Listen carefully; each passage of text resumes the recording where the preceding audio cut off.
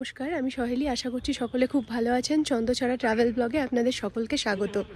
আমার ব্যাকগ্রাউন্ডটা দেখে নিশ্চয়ই একটা আইডিয়া করে নিতে পারছেন যে আমি এখন এমন জায়গায় রয়েছি, তার পিছন দিয়ে ভেসে যাচ্ছে মেঘ, এবং মেঘের জন্য হয়তো ব্যাকগ্রাউন্ডটা দেখা যাচ্ছে না। ব্যাকগ্রাউন্ডে রয়েছে পাহাড়। এই জায়গাটা হচ্ছে লাভা থেকে একদম কাছে। এই যে পেছন দিকে হচ্ছে মেঘের আনাগোনা, আর এরকম একটা শান্ত পরিবেশ। এবার এইরকম যেসব জায়গাগুলো যেখানে সবসময় মেঘের আনাগোনা হয়, তার মধ্যে একটা অন্যতম জায়গা কিন্তু হচ্ছে ঋষভ। ঋষভ নিয়ে কিন্তু নতুন করে আর কিছু বলার নেই, কারণ এটা একটা ভীষণ পরিচিত ডেস্টিনেশন এখন। তো এই যে দেখুন, সকালবেলা মোটামুটি 9টা-10টা বাজে, কিন্তু এরকম মেঘে ঢাকা জায়গাটা। সুতরাং এই জায়গাটাতে সব কিছু রয়েছে। এবার ঋষভ নিয়ে নতুন করে আগেই বললাম কিছু বলার নেই, কিন্তু এখানকার অনেক হোটেল বা হোমস্টে এখন হয়ে গেছে। তো সেক্ষেত্রে এই যে জায়গাটা রয়েছি সেটার কি রিভিউ, সেটা দেখার জন্য কিন্তু আমার এই ভিডিওটা স্কিপ না করে পুরোটা দেখুন। আমি ঋষভে প্রায় 6-7 বার এসেছি, এবং শুধু তাই নয়, 10 বছর আগে থেকে আসছি, মানে অনেকটা স্প্যান জুড়ে আসছি। সুতরাং ঋষভ যে পুরো জায়গাটা কীভাবে ইভলভ হলো এই কদিনে, এটা কিন্তু খুবই একটা দারুণ ব্যাপার। কারণ প্রথমে এখানে খুবই অল্প পরিমাণে হোমস্টে বা হোটেল ছিল, এখন সেখানে প্রচুর হয়ে গেছে। কিন্তু এই এত হোটেল বা হোমস্টের মধ্যে কিছু কিছু যে হোটেল বা হোমস্টে রয়েছে, সেগুলোর লোকেশনও যেরকম ভালো, hospitality, food, everything is good. তো এই হোটেলের রিভিউটা বা এখানকার লোকেশন, এখান থেকে আদৌ কাঞ্চনজঙ্ঘা কীরকমভাবে দেখা যায়, সব কিছু জানার জন্য আমার এই ভিডিওটা কিন্তু স্কিপ না করে লাস্ট পর্যন্ত দেখুন। চলুন তাহলে শুরু করে দিই ঋষভের সফর। লাভা থেকে মাত্র 5 কিলোমিটার আর কালিম্পং থেকে মাত্র 28 কিলোমিটার দূরে অবস্থিত এই ঋষভের উচ্চতা প্রায় 8100 মিটার। নর্থ বেঙ্গলের যেসব জায়গাগুলো থেকে কাঞ্চনজঙ্ঘা ভীষণ সুন্দরভাবে দেখা যায়, তার মধ্যে ঋষভ কিন্তু অন্যতম। তাই বহুবার এখানে আসলেও এই জায়গাটার চার্ম কিন্তু আমার কাছে একটুও কমেনি। তাই এবারে শিলিগুড়ি থেকে একটা সেলফ ড্রিভেন কার ভাড়া করে আমরা 7 জন মিলে পৌঁছে গেলাম ঋষভে। আর সেই গল্পটাই আজকে আপনাদের সাথে করব আমার এই ভ্লগে। তাহলে আর দেরি করছি না, শুরু করে দিচ্ছি আজকের ভিডিও।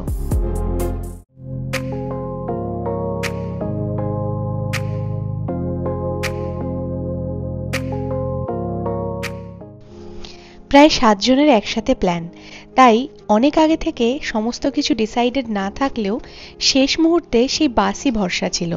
তাই সারা রাত বাসে জার্নি করে সকালবেলা এসে আমরা একটা সেলফ ড্রিভেন কার ভাড়া করলাম শিলিগুড়ি থেকে। দেখুন, আপনারা যদি 4 থেকে 5 জন হন, তাহলে কিন্তু যদি এই ধরনের গাড়ি ভাড়া করে আপনারা যেতে পারেন, তাহলে কিন্তু সেটা সব থেকে পকেট ফ্রেন্ডলি হয়। তবে হ্যাঁ, গাড়ি চালানোর দক্ষতাটা কিন্তু বেশ ভালো রকম হওয়া দরকার। আমরা যেহেতু 7 জন আছি, 5 জনের জন্য এই গাড়িটা, আর বাকি 2 জনের ভীষণ অ্যাডভেঞ্চারাস মন, তারা আবার পেছনে পেছনে আসছে বাইক নিয়ে। দেখতেই পাচ্ছেন বেশ ভালো রকম বৃষ্টি হচ্ছে, তার মধ্যেই কিন্তু আমরা এরকমভাবে আমাদের যাত্রা শুরু করেছি। আপনাদের যদি কারোর এই সেলফ ড্রিভেন কার বা বাইক ভাড়া করার জন্য কোনো ইনফরমেশন লাগে, আমাকে কমেন্ট বক্সে জানাবেন, আমি সমস্ত ইনফরমেশন দিয়ে দেবো।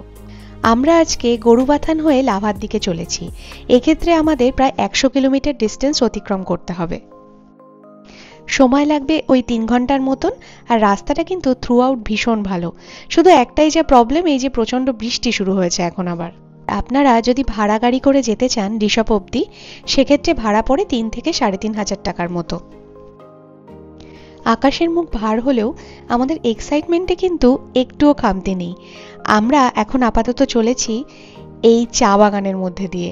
অন্য সময় হলে বেশ সবুজ লাগতো চারপাশটা, কিন্তু এখনো কিন্তু খারাপ লাগছে না। বেশ একটা রহস্যময় পরিবেশ কিন্তু সৃষ্টি হয়ে গেছে, দেখুন।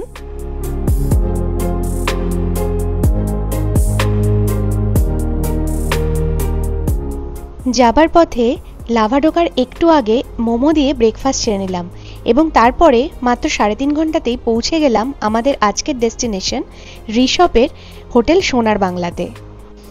লাভা, লোলেগাঁও, ঋষভ এই সাইডটা কিন্তু এতদিন ধরে আস্তে আস্তে একটা জিনিস খেয়াল করেছি, যে জায়গাগুলো বেশ স্যাঁতস্যাঁতে। তার কারণ কিন্তু অবশ্যই এখানকার ওয়েদার। হোটেলের সামনে যে লনটা রয়েছে সেটা কিন্তু বেশ বড়, আর এখানে দেখতেই পাচ্ছেন বনফায়ার করার জায়গাও করা আছে। যাই হোক, আমাদের লাঞ্চ রেডি হয়ে গেছে। দোতলায় হচ্ছে ইনাদের ডাইনিং রুম। ভাত, ডাল, পাঁপড় ভাজা, ডিমের ঝোল আর একটা অসাধারণ আলু ফুলকপির তরকারি করেছেন। প্রতিটা খাবার কিন্তু দারুণ খেতে হয়েছে। আর এইটা হচ্ছে আজকে আমাদের রুম। ডাবল বেড হলেও এখানে অনায়াসে 3 জনে থাকা যাবে। ওয়াশরুমটাও যথেষ্ট ভালো এবং গিজারের ব্যবস্থাও রয়েছে। যাই হোক, একটু খাওয়া দাওয়া করে আমরা আবার বেরিয়ে পড়লাম আশপাশটায় একটু হেঁটে দেখতে। বাইরে মাঝে মাঝেই খেপে খেপে বৃষ্টি হচ্ছিল, তাই খুব একটা ঘোরা গেল না। তো সন্ধেবেলায় তো প্রথমে আমাদের লাল চা আর ভেজ পকোড়া এনারা দিয়েইছিলেন, যেটা এনাদের প্যাকেজে ইনক্লুডেড। তার সাথে সাথে আমরা 3 প্লেট ড্রাই চিলি চিকেন আলাদা অর্ডার করেছিলাম। তারপরে চলে এলো আমাদের রাত্রের ডিনার।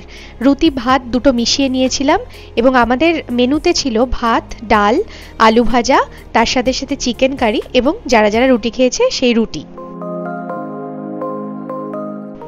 রাত্রে ঘুমানোর সময় ভেবেছিলাম পরদিন সকালেও হয়তো মেঘলাই হবে, কিন্তু এ কি দৃশ্য! খুলেই দেখি যে একদম ক্লিয়ার কাঞ্চনজঙ্ঘা দেখা যাচ্ছে এবং হোটেলের রুমে বসেই কিন্তু এইরকম সুন্দর একটা ভিউ দেখা যাচ্ছে।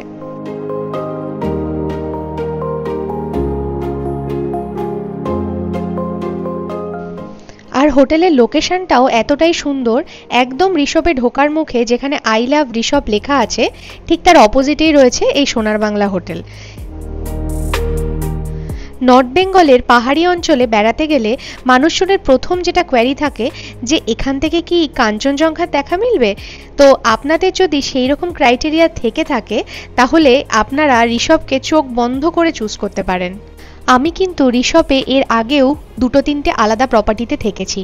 সত্যি কথা বলতে প্রত্যেকটা জায়গাতেই আমার কিন্তু বেশ ভালো লেগেছে, কারণ জায়গাটাই এতটা সুন্দর।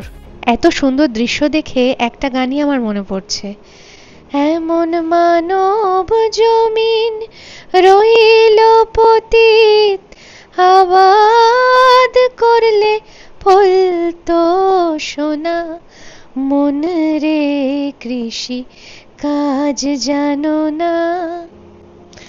মাঝে মাঝে এইরকম দৃশ্য দেখে মনটা যে কোথায় ভেসে চলে যায় কি বলবো। হোটেল থেকে বেরিয়েই খানিকটা সামনেই একটা উঁচু জায়গা করা আছে, যেখান থেকে এত সুন্দরভাবে কাঞ্চনজঙ্ঘাই শুধু নয় চারপাশের পাহাড়টা দেখা যাচ্ছে যে সকালে সেই উঠে আমি এসে এখানে দাঁড়িয়েছি এবং 1 ঘন্টা ধরে আমি চারপাশটা শুধু চুপচাপ দেখেই যাচ্ছি। আচ্ছা, এই হোটেলটাতে আমাদের যে প্যাকেজটা ছিল তাতে কিন্তু আমাদের সকালের যে ব্রেকফাস্ট, তারপরে লাঞ্চ, ডিনার এবং সাথে সন্ধেবেলা যে স্ন্যাক্সটা বললাম সেগুলো সবই কিন্তু ইনক্লুডেড।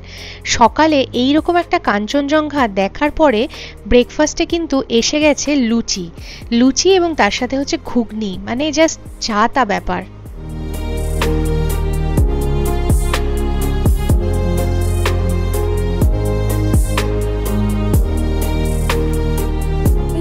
কিন্তু আর একটা যেটা ব্যাপার সেটা হচ্ছে যে এখানে আপনাদের কিন্তু সামনে দেখতেই পাচ্ছেন এই যে জায়গাটা রয়েছে, অনেকটা বড় জায়গা। সো এখানে আপনার যদি বাইক আনেন বা গাড়ি আনেন এখানে কিন্তু সুন্দরভাবে আপনার পার্কিংও করতে পারবেন। আমরা এখানে এসছি প্রায় 7 জন মতো, এবার সেই জন্য আমাদের পার ডে থাকা খাওয়া হিসাবে লেগেছে 1400 টাকা করে।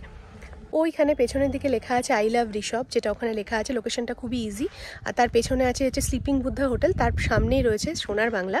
সোনার বাংলার একটা কিন্তু সবথেকে বড় প্লাস পয়েন্ট যেটা আমার মনে হয় সেটা হচ্ছে যে এখানকার যে লোকেশন, সেখান থেকে কাঞ্চনজঙ্ঘাটা একদম সুন্দরভাবে দেখা যাচ্ছে। মানে এত সুন্দর ভিউ, যদি পুরো রেঞ্জটা মানে এখান থেকে এত মানে একদম লোকেশনটা এরকম যে সামনে বসে বা রুম থেকে বসে কিন্তু পুরো রেঞ্জটা দেখা যাচ্ছে।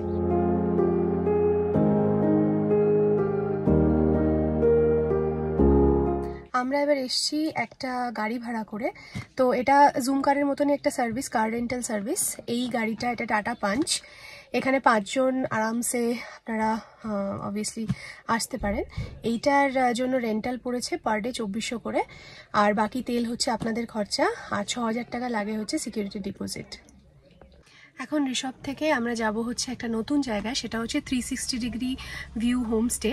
এই জায়গাটা এতটাই মানে অফবিট বা মানে পরিচিত নয় যে এটা সম্পর্কে আমি ইউটিউবে প্রচুর ভিডিও সার্চ করেছিলাম, কিচ্ছু পাইনি। একটা মাত্র বোধহয় 2-3 মিনিটের একটা ক্লিপস কিছু পেয়েছিলাম, তো সেই জন্য এক্সপ্লোর করতে যাচ্ছি। এখান থেকে জায়গাটার ডিস্টেন্স হচ্ছে মোটামুটি 30-35 কিলোমিটার, একদমই কাছে ঋষভের। নিজের গাড়ি থাকলে এটাই খুব সুবিধা, যে কারণ আমরা এখন ওখানে চলে যেতে হতো, এখন আরামসে রেডি হচ্ছি। মাঝখানে আমরা কালিম্পংয়ে যাব, কালিম্পংয়ে একটু ঘোরাফেরা, একটু মার্কেটিং করার ইচ্ছা আছে। তো তারপরে সেখান থেকে আমরা 360 ডিগ্রি ভিউ হোমস্টেতে যাব। কেমন লাগলো আমার এই রিসফের সফর? যদি আপনাদের এই হোটেল সম্পর্কে কোনো রকম কোনো কোয়ারিজ থাকে বা এখানকার রিলেটেড কোনো কোয়েশ্চেন থাকে অবশ্যই কমেন্টে জানাবেন। আর আমার এই চ্যানেল ছন্দছাড়াকে অবশ্যই, যদি আপনাদের মনে হয় এই ভিডিওটা আপনাদের জন্য ইউজফুল হয়েছে বা আপনাদের ভালো লেগে থাকে, তাহলে আমার চ্যানেল ছন্দছাড়াকে সাবস্ক্রাইব করবেন। ইনস্টাগ্রাম আর ফেসবুকে ছন্দছাড়া পেজটিকে ফলো করতে কিন্তু ভুলবেন না। সকলে অনেক অনেক ভালো থাকুন, অনেক বেড়াতে থাকুন। দেখা হবে আবার পরের ভিডিওতে। নমস্কার।